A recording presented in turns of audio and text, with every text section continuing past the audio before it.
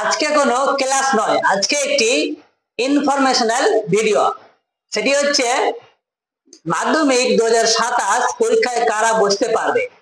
সামনে 2027-এ যারা মাধ্যমিক পরীক্ষা দিবে সেই পরীক্ষায় কারা বসতে পারবে, কারা অংশগ্রহণ করতে পারবে এবং কারা পারবে না, এই সম্বন্ধে একটা মধ্যশিক্ষা পর্ষদ একটা নোটিশ জারি করেছে। সেই নোটিশটা নিয়ে আজকে আলোচনা করব। So keep watching and don't forget to subscribe and share with your friends. Welcome to Samim's World.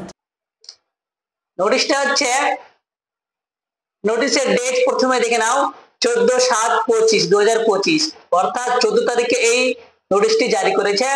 এখানে বলা হচ্ছে minimum age to appear at the Madhyamik পরীক্ষা 2027, অর্থাৎ 2027 এ যে মাধ্যমিক পরীক্ষা হবে সেই পরীক্ষায় অংশগ্রহণ করতে ন্যূনতম বয়স কত হবে, ন্যূনতম বয়স কত লাগবে, তাহলে সে পরীক্ষায় বসতে পারবে, অংশগ্রহণ করতে পারবে, নচেত পারবে না।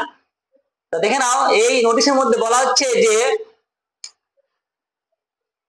candidates whose date of birth is within 31st October 2012 are to be considered eligible to appear at the Madhyamik Pariksha Secondary Examination 2027, অর্থাৎ সেই সমস্ত শিক্ষার্থী, সেই সমস্ত ক্যান্ডিডেট যাদের জন্ম তারিখ 31শে অক্টোবর 2012 এর মধ্যে আছে, তারাই 2027 এর মাধ্যমিক পরীক্ষায় বসতে পারবে, তারাই অংশগ্রহণ করতে পারবে।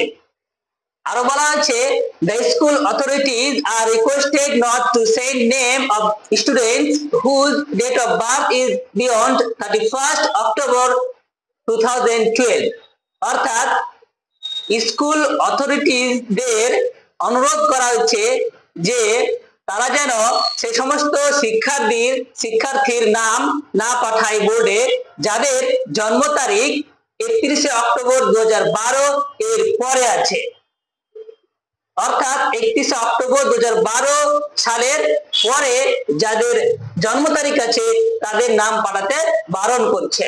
যদি পাঠানো হয় তাহলে কি হবে দেখে নাও, বলছে no registration certificate will be prepared if the date of birth of any candidate is beyond 31st October 2012, অর্থাৎ কোন রেজিস্ট্রেশন সার্টিফিকেট তৈরি করা হবে না যদি এমন ক্যান্ডিডেট এর বয়স জন্ম তারিখ 31শে অক্টোবর 2012 এর পরে হয়, অর্থাৎ অক্টোবর মাসের পরে, নভেম্বর ডিসেম্বর 2012, নভেম্বর ডিসেম্বর অর্থাৎ 2013-14 এর মধ্যে যদি কারো জন্ম তারিখ থাকে তাহলে তারা 2027 এর মাধ্যমিক পরীক্ষায় বসতে পারবে না, তাদেরকে ক্যান্সেল করা হবে, তাদেরকে ওয়েট করতে হবে। অর্থাৎ যাদের বয়স কম 2012 পরে 31শে অক্টোবর পরে জন্মগ্রহণ করেছে, জন্ম তারিখ আছে, তাদেরকে যদি তারা মাধ্যমিকে উঠে যায় পরে ক্লাস 10-এ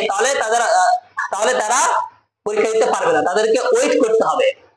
তো এখন যারা মাধ্যমিকে আসো, তোমরা তো 2026-এ মাধ্যমিক পরীক্ষা দিবা, এবার যারা ক্লাস 9-এ আছো তোমরা 2027-এ মাধ্যমিক দিবা। তো তোমাদের ক্লাস 9-এ যারা পড়ছো তোমাদের বয়স কত কমেন্টে জানাও, তাহলে বুঝতে পারা যাবে যে তোমরা 27-এ পরীক্ষা দিতে পারবা কি পারবে না। Keep watching, have a good day.